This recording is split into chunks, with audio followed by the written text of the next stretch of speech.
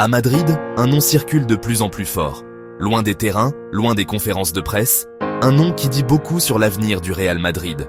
Selon le média espagnol Voz Populi, Anas Lagrari, financier marocain et proche de Florentino Pérez, pourrait bientôt occuper un rôle exécutif inédit au sein du club. Un poste équivalent à celui de directeur général, un poste clé, au moment où le Real prépare un virage historique. Depuis plusieurs mois, la direction réfléchit à une nouvelle architecture.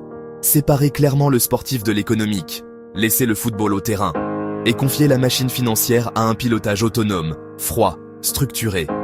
Dans ce schéma, Lagrari apparaît comme l'homme de confiance. Ce n'est pas un inconnu dans les coulisses, il a déjà pesé lourd dans des négociations sensibles avec de grands investisseurs internationaux, le fonds américain Sixth Street, mais aussi le groupe LVMH de Bernard Arnault.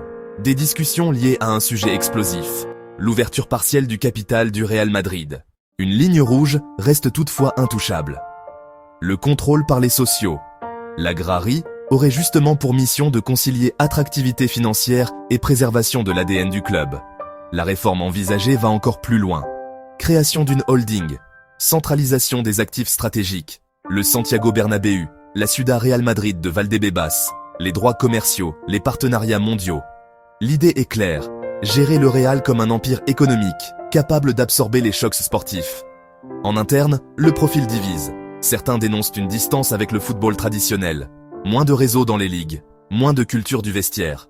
Pour Florentino Pérez, c'est précisément l'intérêt. Un pilotage rationnel, sans affect. Au-delà du club, le symbole est fort. Un Marocain au cœur de la stratégie de l'une des institutions sportives les plus puissantes du monde. Rien n'est encore officiel. Mais une chose est sûre. À Madrid, l'économie est devenue aussi stratégique que le football.